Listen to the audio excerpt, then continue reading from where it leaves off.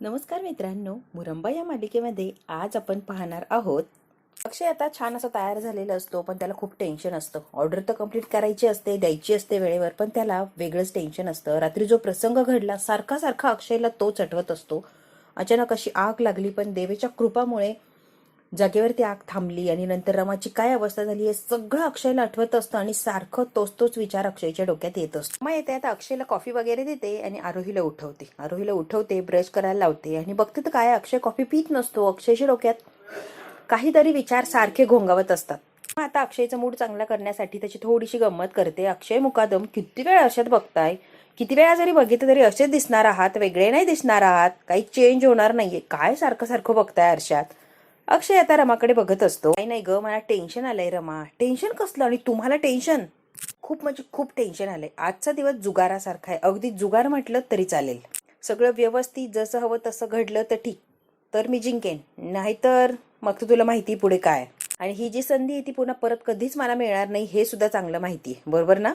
आता रेवा आणि चंदा सुद्धा त्याच विषयावर बोलत असतात. रेवा म्हणत असते चंदाला, आजच्या दिवशी जर काही गडबड झाली ना चंदा, ही संधी पुन्हा मिळणार नाही. First and last chance.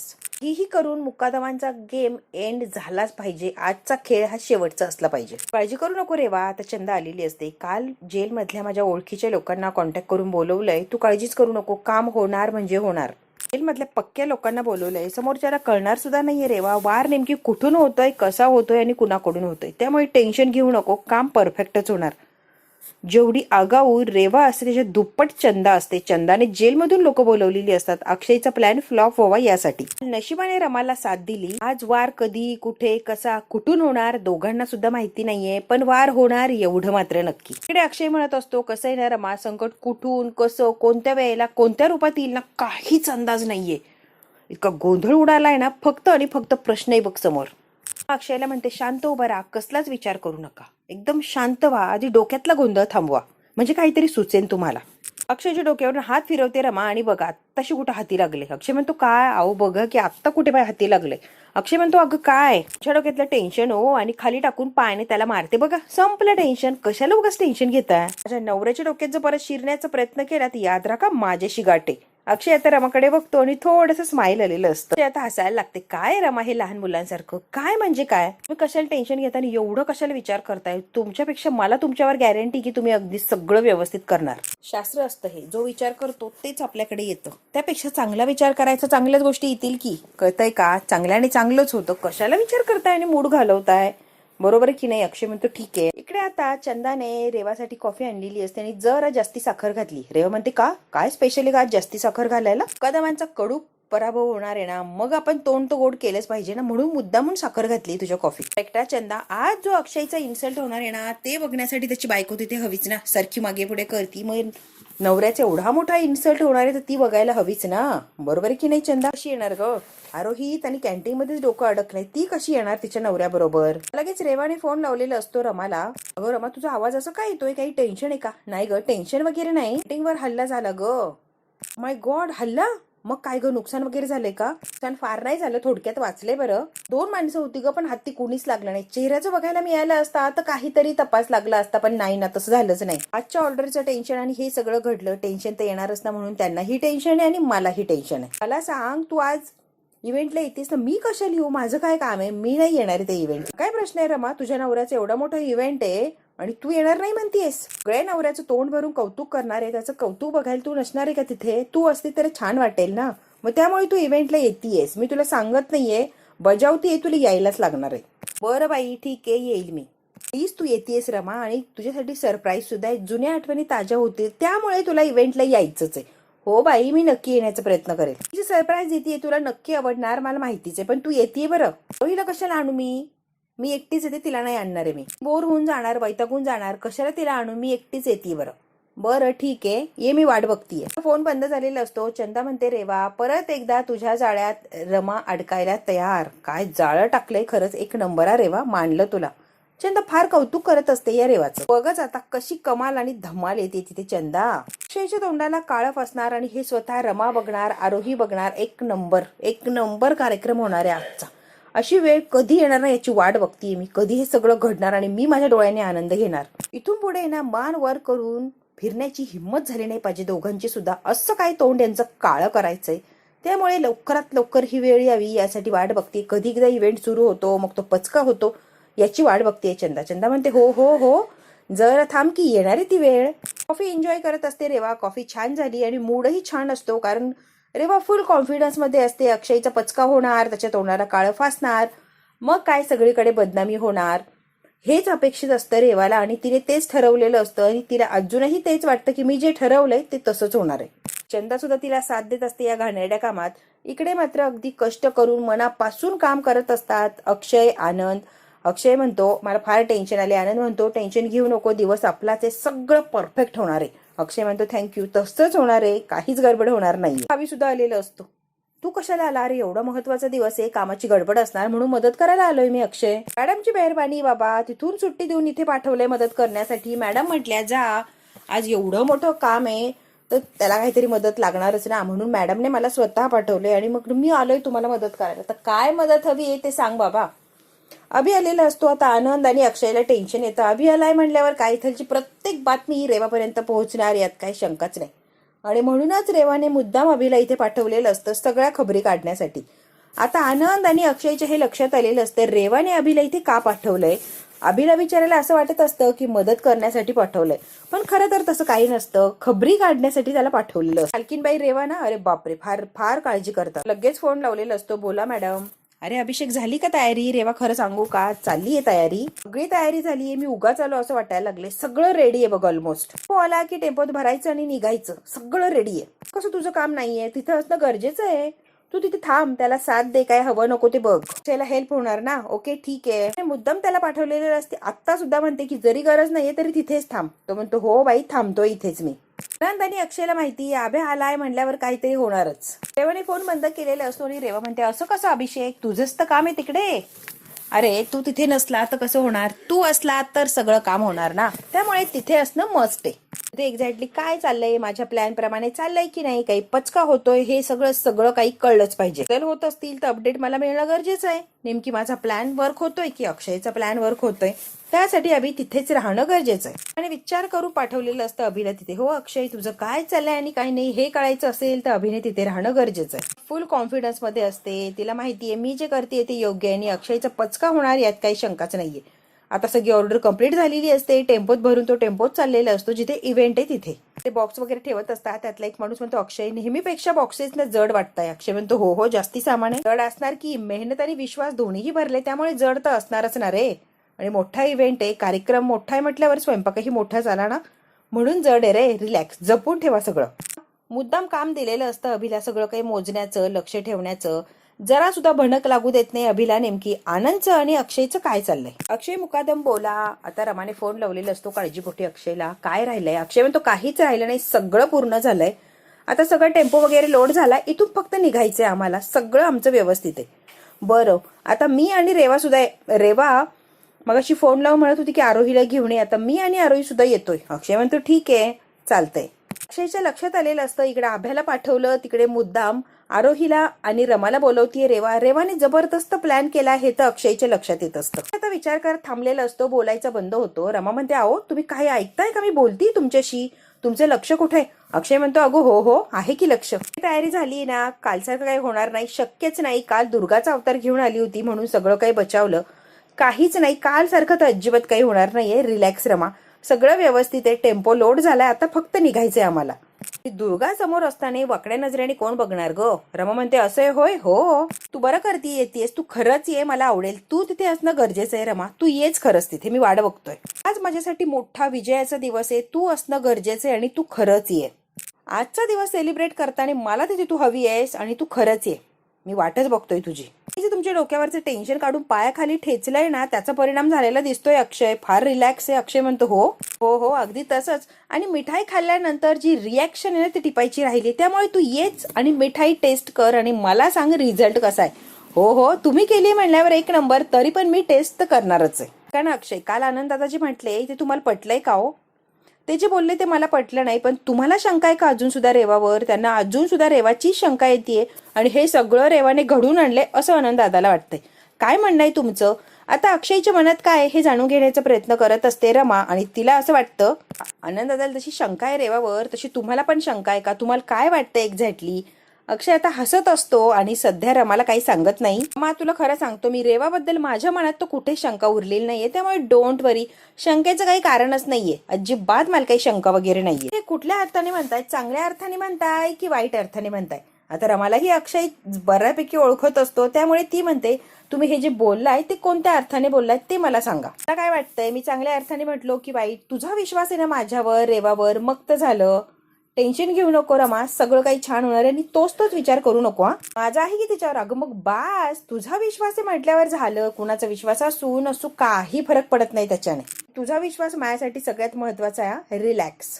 बरं ऐका, मी कोणती साडी नेसू मला खरंच काही कळत नाहीये, प्लीज एकदा सांगा ना, मग मी ती साडी नेसून येते, जरा छान वाटेल. इतक्या वर्षाच्या संसारानंतर तुला हा प्रश्न विचारायचा वाटतोय रमा, म्हणजे छान छान छान. मी नव्यानं प्रेमात पडलेली जोडपी हे सगळं करत असतात ना, म्हणून विचारलं. ते विचारतात की नाही विचारतात प्रश्नच नाहीये, पण मी विचारते ना तुम्हाला, मग मला उत्तर हवंय.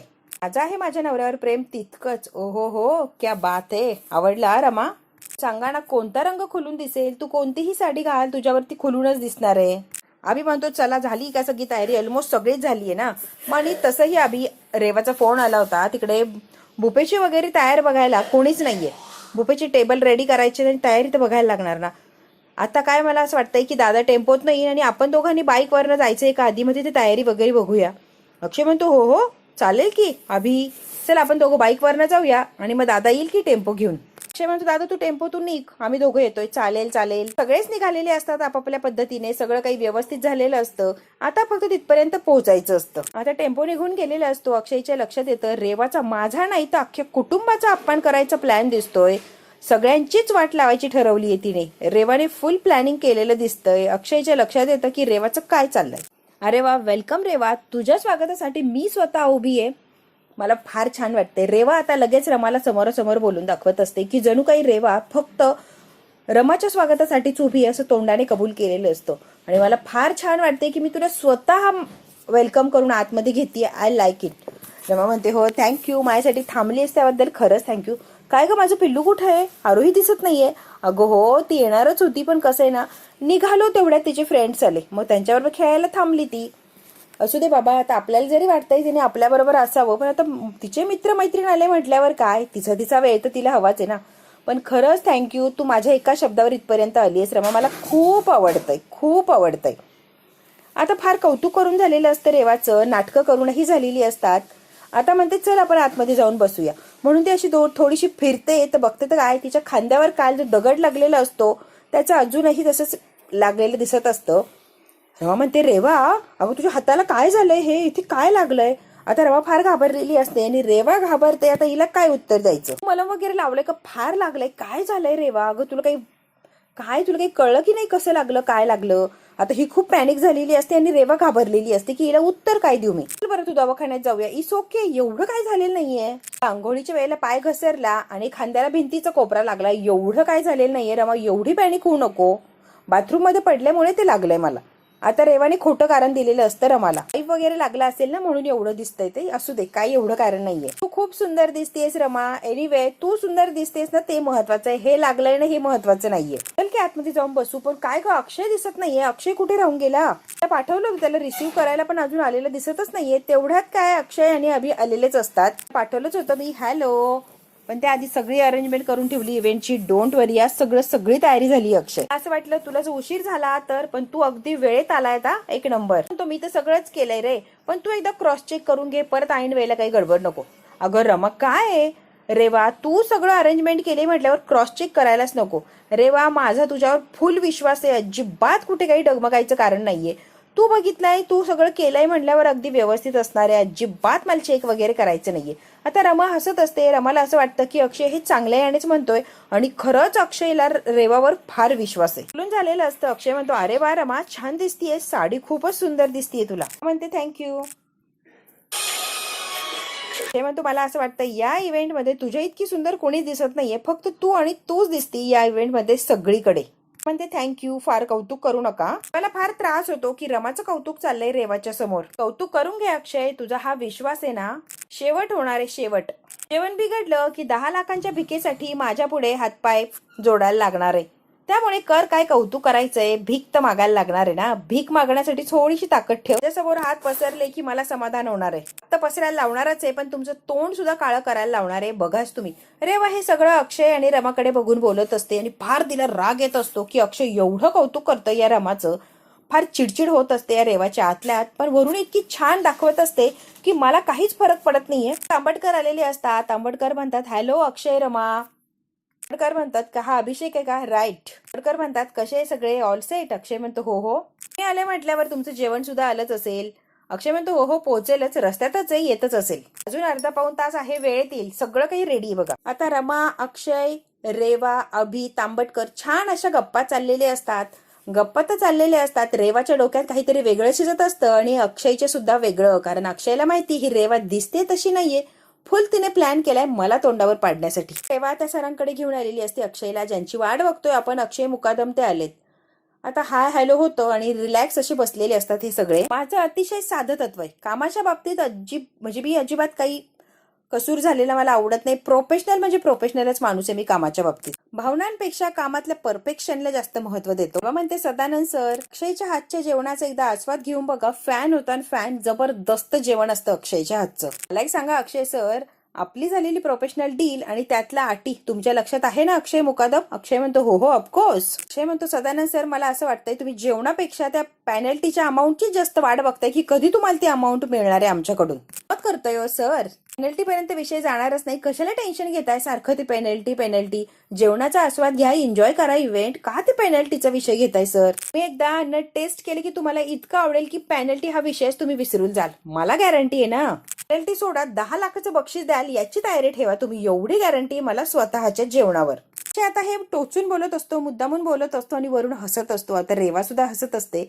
आता तो सदानंद म्हणतो अक्षय सर, त्या आधी जो सर्व्हिस प्रोव्हाइड होता ना इव्हेंटचा, तो सुद्धा अगदी तुमच्यासारखा फुल कॉन्फिडन्स मध्ये बोलत होता. एक नंबर जेवण आहे, कुठेच काही कमी नाही, असं तसं सगळं सगळं भरभरून तो स्वतःचं कौतुक करत होता. शेवटी पेनल्टी भरूनच तो बाहेर पडला. आता तांबटकर आलेले असतात. तांबटकर म्हणतात सदानंद कसली पेनल्टी? तांबटकर म्हणतात नक्की कोणता विषय चालू मलाही कळायला हवाय. आता रेवा आणि तो सदानंद थोडे चपापलेले असतात कारण चुकीच्या वेळेला आलेला असतो हा तांबटकर. ऑल ओके, कोणीच काही बोलत नाही. अक्षयच्या लक्षात येतं की या तांबटकरला काही माहितीच नाहीये. अक्षय म्हणतो आजच्या कार्यक्रमाचे जे फूड आहे ना मुकादम केटर्स सप्लाय करतोय ना त्याविषयी चर्चा चालली होती. त्याचं जे प्रोफेशनल डील झालंय ना त्या डील मधले काही मुद्दे आम्ही डिस्कस करत होतो. बाकी काही नाही हो, सगळं काही व्यवस्थित आहे सर, रिलॅक्स. आता तांबटकरला खरं काय हे सांगितलेलंच नसतं. रेवा तर अगदी गप्पच बसलेली असते, एक सुद्धा शब्द बोलत नाही आणि तिला राग आलेला असतो की हा तांबटकर का आला इथे चुकीच्या वेळेत. असो जेवण वेळेत येणार ना, कारण पाहुणे यायला सुरुवात होईल आणि वेळेत जेवण पाहिजेच आहे मला. अक्षय म्हणतो सर मी प्रोफेशनल आहे आणि शब्दाचा पक्का आहे मी. डोंट वरी, तुम्हाला किती वेळा सांगितलं वेळेत ऑर्डर येणार म्हणजे येणार,